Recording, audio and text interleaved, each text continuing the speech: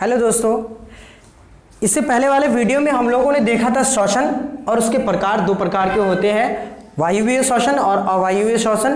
किस प्रकार वायुवीय श्वसन और अवायुवीय श्वसन हुआ, ठीक है। अब हम लोग देखेंगे कि मानव में श्वसन किस प्रकार होता है और पौधोमिक श्वसन किस प्रकार होता है। तो सबसे पहले हम लोग देखते हैं मानव में श्वसन। मानव में श्वसन, मानव में श्वसन, रेस्पिरेशन इन ह्यूमन बीइंग, ठीक है। देखिए हम लोग मानव में जब श्वसन देखेंगे तो क्या करेंगे, एक डायग्राम से देखते हैं और वहीं से हम लोग समझ लेंगे, ठीक है। कि हमने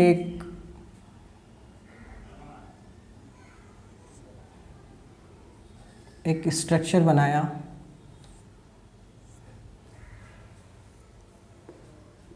ठीक है, और ये है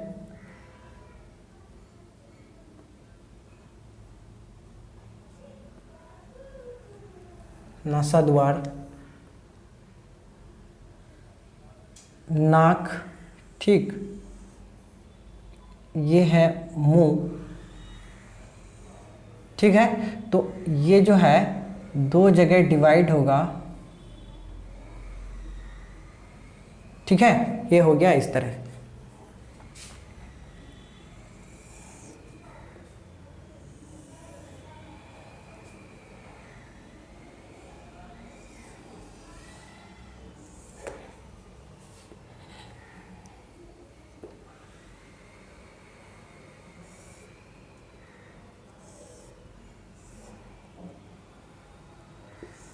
ठीक। अब क्या हो रहा है, इसको बोलते हैं क्या, ये जो है नाक, जो है नाक, ठीक है। हम लोग सांस कहां से लेते हैं, नाक से लेते हैं, ठीक है। तो हम लोग क्या ले रहे हैं, ऑक्सीजन नहीं ले रहे हैं सांस के जरिए से, हम लोग हवा ले रहे हैं, क्या ले रहे हैं, वायु ले रहे हैं, ठीक है। जब ये वायु हम लोग ले रहे हैं वातावरण से, तो क्या हो रहा है, ये वातावरण से जब हम लोग वायु लेंगे तो क्या दो जगह से ले सकते हैं। ज्यादातर क्या सांस नाक से लेते हैं, ठीक है, और उसके बाद क्या मुंह से भी सांस लेते हैं, ठीक है। तो ये क्या हो गया, इसको बोलते हैं क्या, नासा द्वार, नासा द्वार, ठीक है। और ये क्या हो गया, मुख गुहा, मुख गुहा। जब हम लोग पोषण में हम लोगों ने पढ़ा था तो मुख गुहा देखा था, ठीक है। ये जो नाक में बाल होता है, अभी मतलब इसको रियलाइज कर सकते हैं, नाक में क्या होता है, बाल होता है। जो वायु है, तो वायु में क्या कर रहा है, बहुत सारा डस्ट पार्टिकल हो, धूलकण होते हैं। तो उस धूलकण को साफ करने के लिए नाक के अंदर क्या होता है, बाल होता है, जो क्या करता है, उस धूलकण को अपने अंदर ले लेता है, उसको छान लेता है, ठीक है। उसके बाद शुद्ध वायु जो है नीचे की अंदर की तरफ आता है, और अंदर की तरफ क्या मिलता है उसको, एक चिपचिपा पदार्थ होता है, ठीक है। एक चिपचिपा पदार्थ होता है नाक के अंदर, और वो जो वायु डस्ट पार्टिकल जो था उस पे आके चिपक जाता है, और शुद्ध वायु जो है इस रास्ते से होता हुआ, इस रास्ते से होता हुआ कहाँ आ जाता है, इस पाइप से। ये तो माउथ से भी आएगा, ठीक है, तो माउथ से भी आ रहा है और इस पाइप में आ गया। ये जो पाइप में आया इसको क्या बोलते हैं, इसको क्या कहते हैं, श्वास नली, ठीक है, श्वास नली। इससे पहले एक और चीज होता है, नास यहाँ पे कंठ होता है, क्या होता है, कंठ, जो इसको हम लोग, जहां से हम लोग क्या आवाज उत्पन्न होती है, क्या होती है, आवाज उत्पन्न होती है, इसको बोलेंगे कंठ, कंठ, ठीक। अब ये जो श्वास नली जो है आगे आकर के जो है ना, एक सी शेप्ड, सी आकार का एक उपास्थि से बना होता है, सी आकार का, सी आकार का उपास्थि से बना होता है। ये सी आकार का इसलिए बना होता है ताकि हम लोग जब सांस ले तो ये एक दूसरे से चिपके ना, कोलैप्स, ये कोलैप्स ना कर जाए, एक दूसरे से चिपक ना जाए। चिपक जाएगा तो क्या हम लोग सांस नहीं ले पाएंगे, इसको थोड़ा सा मोटा बनाते हैं हम लोग, ठीक है।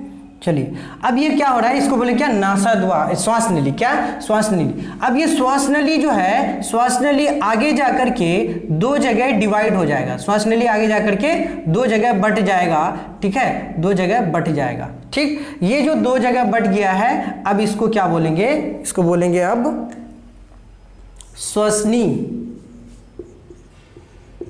श्वसनी, ठीक है।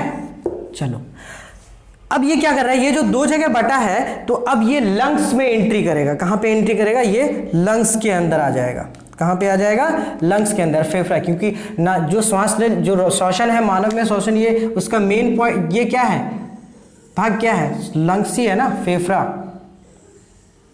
ठीक है, क्या है, फेफड़ा, ठीक है, फेफड़ा, ये क्या हो गया, फेफड़ा हो गया। तो फेफड़ा क्या होता है, दो जोड़े में होता है, किस में होता है, जोड़ी में होता है, दो जोड़ा होता है, ठीक, एक जोड़ा होता है, मतलब संख्या में दो होते हैं। अब ये जो है, ये जो श्वसनी अंदर गया है, ये श्वसनी इसके अंदर एंट्री हुआ और फिर ये ब्रांच हो जाता है, फिर से ये ब्रांच बन जाता है, ठीक। और जब ये फिर से बहुत सारा ब्रांच हो जाता है तो इसको फिर क्या बोलेंगे, अब इसको श्वसनिका, श्वसनी नहीं बोल करके क्या बोलेंगे, श्वसनिका, क्या बोलते हैं, श्वसनिका,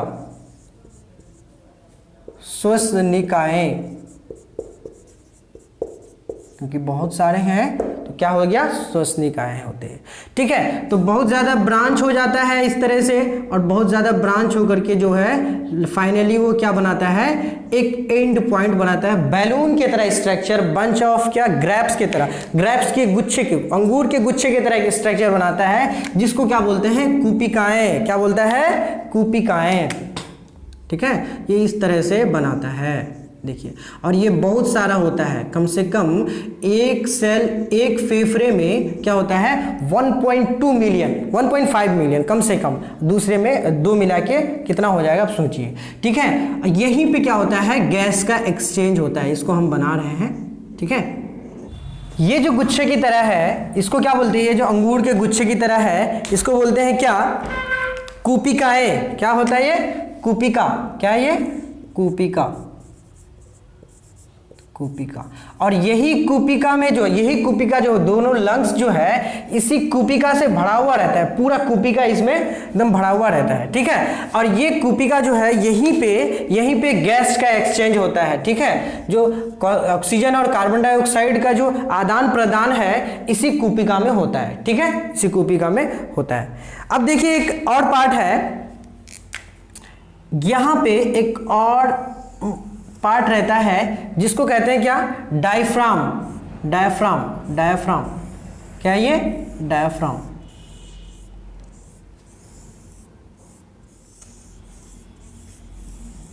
डायफ्राम, क्या है ये, डायफ्राम, ठीक है, ठीक। अब हम लोग देखिए थोड़ा फिजिकली समझते हैं, जब हम लोग सांस लेते हैं तो क्या हो जाता है, वायु, हवा जो है, वायु जो है हम लोग लेते हैं अंदर मुंह, नाक और मुंह के द्वारा, ठीक है, और वो कंठ के माध्यम से, श्वास नली के माध्यम से होता हुआ कहाँ जाता है, श्वसनिका से होता हुआ लंग्स के अंदर, फेफड़े के अंदर घुसता है। ये क्या हो गया, फेफड़ा हो गया, ये क्या हो गया, फेफड़ा हो गया, ठीक है, फेफड़ा, ठीक है, लंग्स। ये फेफड़े के अंदर जाके एंट्री करता है और फिर जो है वो फेफड़े में जाकर के फिर वो श्वसनी में बदलता है, और फिर श्वसनी फिर से ब्रांच हो जाता है और फिर क्या हो जाता है, श्वसनिकाएं हो जाती है, ठीक है। तो जब ये हवा जब ऐसे अंदर गया है तो क्या कर रहा है, दो जगह डिवाइड हो गया, क्या हो गया, दो जगह डिवाइड हो गया, एक तो इधर चले गया, एक तो इधर चले गया।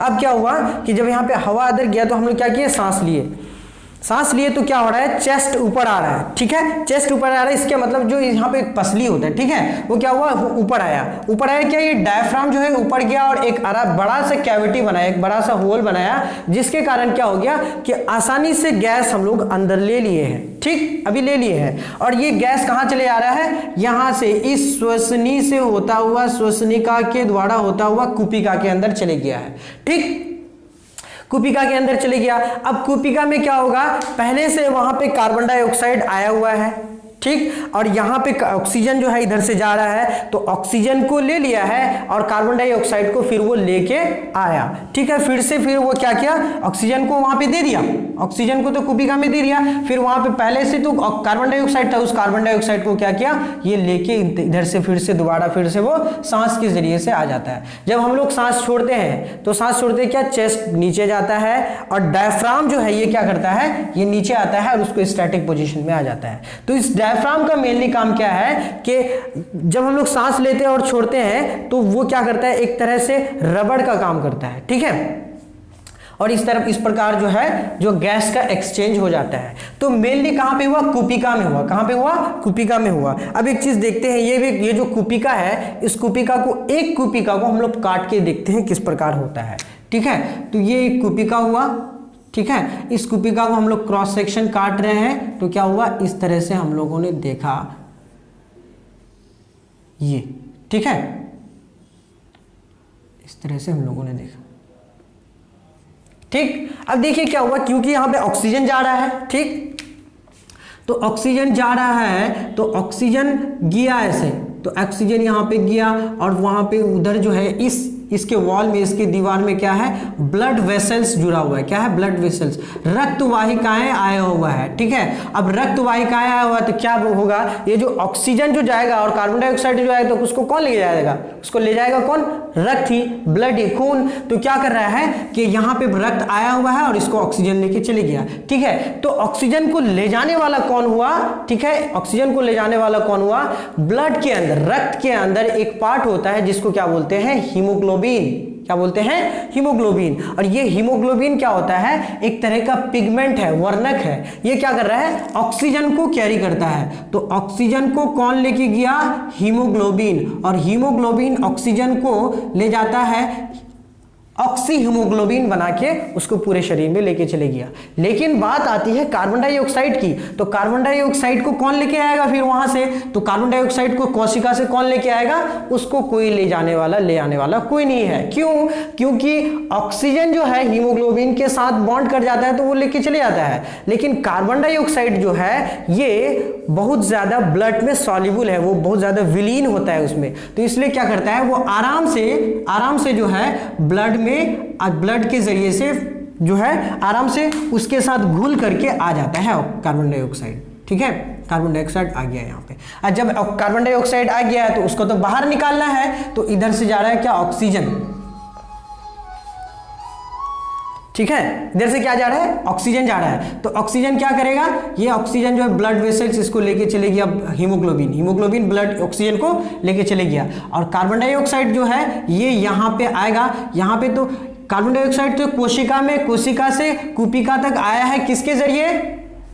उस ब्लड में मिक्स होके, विलीन होके। ठीक है, लेकिन ये निकलेगा कैसे? डिफ्यूजन प्रक्रिया द्वारा, विसरण की प्रक्रिया द्वारा। और विसरण क्या है? ये विसरण क्या है? जब हम लोग प्लांट में पढ़ेंगे तब आपको समझाएंगे कि विसरण की प्रक्रिया क्या होती है। ठीक है, इस प्रकार जो है गैस को जो है एक्सचेंजमेंट हो जाता है और ये इंटायर प्रोसेस जो है हम लोग का होता है। और इससे पहले हम लोगों ने बताया है कि ऑक्सीजन का जो है किसके साथ? ग्लूकोज के साथ लेकर के हम लोग ब्रेक डाउन करके ऊर्जा बनाया है। तो ये ऑक्सीजन कहां से मिला? इस थ्रू से। ठीक है, तो नासा द्वार से होता हुआ यहाँ पे कहां से आया? ये कुपिका तक आया और कुपिका में किस प्रकार गैस का एक्सचेंज हुआ हम लोगों ने देखा।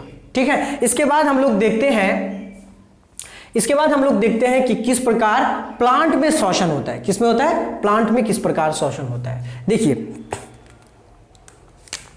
हमने क्या बनाया? छोटा सा प्लांट बनाया। ठीक है, क्या बनाया? एक छोटा सा पौधा बनाया, पेड़ बनाया, नॉट पौधा। ठीक है, ये क्या है? पेड़ है। ठीक है, तो देखिए इस पेड़ में दो चीज हो रहा है। इस पौधे में जो प्रकाश पौधा होता है उसमें दो चीज होता है। एक तो क्या हो गया? फोटोसिंथेसिस, मतलब प्रकाश संश्लेषण। एक क्या हो गया? प्रकाश संश्लेषण। एक तो क्या हो गया है? यहां पे प्रकाश संश्लेषण हो गया। क्या हो गया है? प्रकाश संश्लेषण। और दूसरा क्या हो गया है यहां पे? अब दूसरा क्या हो रहा है? श्वसन। एक तो प्रकाश संश्लेषण होगा ही और दूसरा श्वसन होगा। तो क्या हुआ भैया? हम लोग देखते हैं कि जब हम लोग प्रकाश संश्लेषण करते हैं तो ये वातावरण से क्या लेता है? प्रकाश संश्लेषण के लिए कार्बन डाइऑक्साइड। तो क्या लिया? ये CO2। जब ये कार्बन डाइऑक्साइड लिया तो ये अंदर लिया और फिर हम लोग को क्या देता है? आउटपुट क्या देता है? ये ऑक्सीजन। ठीक है, कार्बन डाइऑक्साइड लिया और ऑक्सीजन दिया। ठीक है, लेकिन श्वसन, रेस्पिरेशन तो एक फंडामेंटल प्रोसेस है। ये रेस्पिरेशन तभी होगा जब ऑक्सीजन लेगा। तो ऑक्सीजन रेस्पिरेशन, श्वसन के समय में भी प्लांट क्या करता है, श्वसन के समय में भी प्लांट जो है ये ऑक्सीजन लेता है। क्या लेता है? ऑक्सीजन लेता है वातावरण से। जब ये ऑक्सीजन लिया तो यहाँ पे श्वसन में हम लोग दो तरह से देखेंगे, एक हुआ रात में और एक हुआ दिन में, एक हुआ रात में और एक हुआ दिन में। तो इसको हम लोग मिटाते हैं और लिखते हैं क्या, ये हुआ डे टाइम और ये हो गया नाइट टाइम। ठीक है, तो डे टाइम में क्या हुआ, जो सुबह का जो दिन के समय है, तो दिन के समय में क्या हुआ, ऑक्सीजन लिया और फिर ये रेस्पिरेशन करके क्या दे रहा है, कार्बन डाइऑक्साइड दे रहा है। रात में भी तो वही होगा, क्योंकि ऐसा थोड़ी ना है कि रात में सांस ले रहा है और दिन में नहीं ले रहा है, ऐसा तो नहीं है। तो रात में भी क्या लेगा, ये ऑक्सीजन लेगा और क्या देगा क्या ये कार्बन डाइऑक्साइड CO2 देगा। लेकिन एक हो क्या जाता है कि जब प्रकाश संश्लेषण जो होता है, ये प्रकाश संश्लेषण सूर्य की किरण के जो अब प्रेजेंट में ही होगा। जब सूरज का किरण होगा, जब दिन का समय होगा, तो प्रकाश संश्लेषण उसी वक्त होगा। तो क्या डे टाइम में ही प्रकाश संश्लेषण होगा, नाइट में, रात में नहीं होगा। जब रात में प्रकाश संश्लेषण नहीं होगा तो क्या हो रहा है, ये डे टाइम वाला जो कार्बन डाइऑक्साइड था, ये डे टाइम वाला जो कार्बन डाइऑक्साइड प्लांट जो छोड़ रहा था, ऑक्सीजन लेकर के कार्बन डाइऑक्साइड जो छोड़ रहा था, तो दिन के समय में इसी कार्बन डाइऑक्साइड का ये यूज कर लेता था, किसमें, प्रकाश संश्लेषण में, क्योंकि इसको प्रकाश संश्लेषण में क्या चाहिए, कार्बन डाइऑक्साइड चाहिए। तो इसी कार्बन डाइऑक्साइड का वो रात में, दिन में जो है, जो रेस्पिरेशन के समय में जो श्वसन हो रहा था सुबह, तो क्या कर रहा है, उसी कार्बन डाइऑक्साइड को जो छोड़ रहा था, उसी कार्बन डाइऑक्साइड को ले लिया और ये रेस्पिरेशन कर दिया। इसका मतलब कि दिन में क्या छोड़ दिया, ये ऑक्सीजन ही छोड़ दिया, कार्बन डाइऑक्साइड छोड़ा नहीं। ठीक, लेकिन रात में तो प्रकाश संश्लेषण हुआ नहीं। जब रात में प्रकाश संश्लेषण नहीं होगा तो ये कार्बन डाइऑक्साइड का तो फिर दोबारा यूज नहीं होगा। क्यों? क्योंकि प्रकाश संश्लेषण नहीं हो रहा है। जब प्रकाश संश्लेषण नहीं होगा तो ये ऑक्सीजन लिया और कार्बन डाइऑक्साइड ही छोड़ दिया। जब ये कार्बन डाइऑक्साइड छोड़ देगा तो क्या होगा, रात के समय में इस प्लांट के नीचे सारा क्या आ रहा है, CO2 भर गया, एकदम CO2 चारों तरफ भर गया। ठीक है, CO2 भर गया, CO2 चारों तरफ भर गया है। अब क्या हो रहा है, तो हम लोग जो हमारे दादा नाना नानी है, जो बुजुर्ग लोग हैं, वो बोलते हैं कि रात में जो क्या करना है, पौधों के नीचे, पेड़ के नीचे नहीं सोना चाहिए। क्यों नहीं सोना चाहिए? क्योंकि देखिए, ये रात में जब ये नाइट में रेस्पिरेशन कर रहा है तो कार्बन ऑक्सीजन ले रहा है, कार्बन डाइऑक्साइड छोड़ रहा है, और ये पूरा कार्बन डाइऑक्साइड रेस्पिरेशन करके, सांस ले करके पूरा कार्बन डाइऑक्साइड यहाँ पे भर गया है। और फिर यहाँ पे जब जाइएगा, जब सोइएगा, रहिएगा, तो क्या होगा, घुटन सा महसूस होगा, गर्मी लगेगी। इसीलिए क्या होता है, रात के समय पौधों के नीचे नहीं सोना चाहिए। क्यों? क्योंकि रेस्पिरेशन के समय कार्बन डाइऑक्साइड छोड़ता है। तो हम लोगों ने देखा कि दिन के समय में तो प्लांट जो है ऑक्सीजन छोड़ता है, ऑक्सीजन तो छोड़ता है, लेकिन रात में क्या हो रहा है, कार्बन डाइऑक्साइड छोड़ दे रहा है। क्यों? हम लोगों ने देखा प्रकाश संश्लेषण और श्वसन को कनेक्ट करके। ठीक है, तो इस प्रकार जो है हम लोगों का श्वसन कंप्लीट होता है, जो पौधों में श्वसन और मानव में श्वसन कंप्लीट होता है। इसके अलावा कुछ सूक्ष्म जीव है जिसमें श्वसन होता है, जैसे कि सूक्ष्म जीव तो नहीं, वो सरल कोशिकीय जीव है, जैसे कि केचुआ। ये केचुआ में कैसे श्वसन होता है, वो अपने त्वचा से श्वसन करता है। उसके त्वचा में एक पोर होता है जिसके थ्रू से जो है वो गैसेस जाता है और उस प्रकार जो डिफ्यूजन की प्रक्रिया द्वारा, विसरण की प्रक्रिया द्वारा श्वसन हो जाता है। दूसरा क्या है कि फ्रॉग, मेंढक में जो है लंग्स पाया जाता है, मेंढक में लंग्स पाया जाता है। उसके बाद जो वो ये होता है क्या बोलते हैं, हाँ, तिलचट्टा।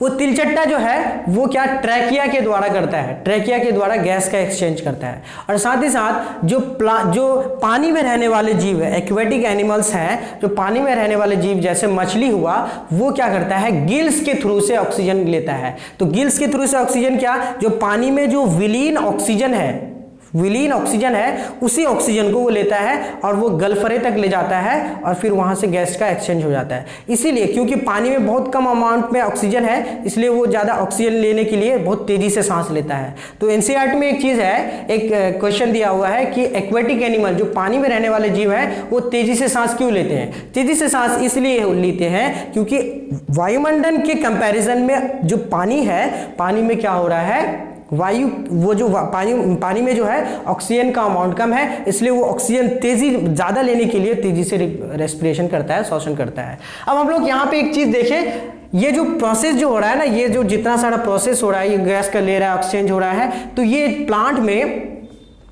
3 जगह से होता है। एक तो होगा जड़ से, जो यहाँ पे जड़ है, ठीक है, जो ये जड़ है उसके थ्रू से ये रेस्पिरेशन करेगा, सांस लेगा, ठीक है, तो जड़ के थ्रू से किया, ठीक है। दूसरा क्या, स्टेम के थ्रू से, जो स्टेम है इसका, और तीसरा क्या, पत्ती के थ्रू से। जो पत्तियां, ज्यादातर जो रेस्पिरेशन होता है, श्वसन जो होता है वो पत्तियों से ज्यादा होता है, ठीक है, पत्तियों से ज्यादा होता है। इसको हम देखते हैं कि पत्तियों में कौन सा ऐसा चीज है जो ज्यादा रेस्पिरेशन वहीं से होता है।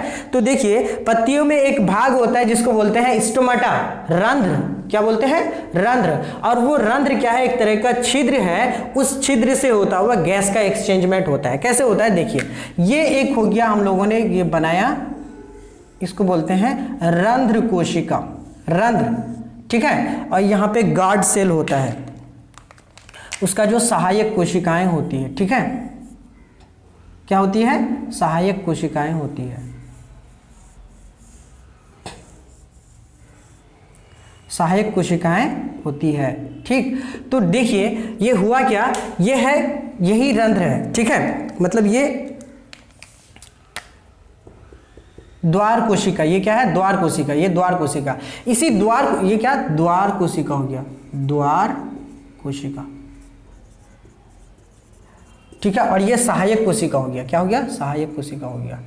तो क्या हो रहा है, जब जो है ना, क्या हो रहा है, जब रेस्पिरेशन होता है, जब प्रकाश संश्लेषण होता है, तो प्रकाश संश्लेषण के लिए क्या चाहिए, पानी चाहिए। जब पानी चाहिए तो क्या कर रहा है, जो जड़ के थ्रू से जो पानी जा रहा है, तो ये फाइनली कहां जाएगा, पत्तियों में जाएगा। और पत्तियों में एक चीज क्या है, रंध्र है। अब ये रंध्र क्या कर रहा है, जब वहां पे पानी जाएगा तो ये जो द्वार कोशिका है, इस द्वार कोशिका में पानी आके भर जाएगा। जब पानी भर जाएगा तो क्या होता है, जब पानी भर जाएगा तो वो जो है ना इस तरह से खुल जाएगा, ऐठ जाएगा, दोनों तरफ जो है ना यू शेप बना लेगा, ठीक है। जब खुल जाएगा तो गैस का एक्सचेंज वहां पे हो जाएगा डिफ्यूजन के थ्रू से, ठीक है, विसरण के थ्रू से।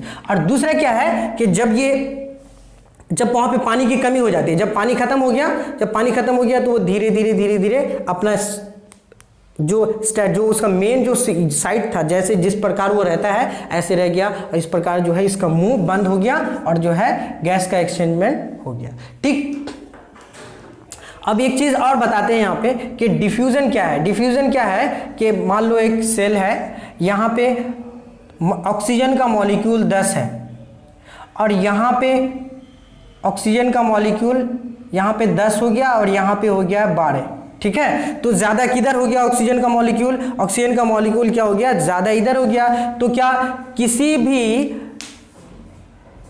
जो ऑक्सीजन का मॉलिक्यूल है वो क्या करेगा कि ज्यादा सांद्रता से, उच्च सांद्रता से निम्न सांद्रता की ओर जाएगा। जितने सारे ऑक्सीजन हो, कार्बन डाइऑक्साइड या फिर जो हो, ठीक है, वो उच्च सांद्रता से निम्न सांद्रता की ओर जाएगा। कब तक, जब तक कि ये इक्विलिब्रियम स्टेट में ना आ जाए, मतलब कि जो इक्वल स्थिति में ना आ जाए, बराबर अवस्था में ना आ जाए। तो ये 12 है, तो 12 क्या हो जाएगा, ये इधर जाएगा, क्यों, क्योंकि ये कम हो गया है। इस प्रकार जो है इसी प्रोसेस को, मतलब उच्च सांद्रता से निम्न सांद्रता की ओर जब ऑक्सीजन या फिर कोई भी गैस मॉलिक्यूल जाएगा तो उसको क्या बोलेंगे, विसरण, डिफ्यूजन। तो विसरण की प्रक्रिया द्वारा जो है पेड़ पौधा सांस लेता है, ठीक है। इस प्रकार हम लोगों का श्वसन का जो चैप्टर, जो श्वसन का टॉपिक था वो खत्म होता है। हम लोगों ने देखा कि पेड़ पौधे में, मानव में और सूक्ष्म जीवों में किस प्रकार श्वसन होता है, ठीक है। अब इसके बाद हम लोग स्टार्ट करेंगे जैव प्रक्रम का तीसरा भाग, जिसको क्या बोलेंगे, वहन यानी ट्रांसपोर्टेशन, ठीक है। आज के लिए इतना ही। वीडियो अच्छा लगा हो तो लाइक कीजिएगा, सब्सक्राइब कीजिएगा और हर जगह शेयर कीजिएगा।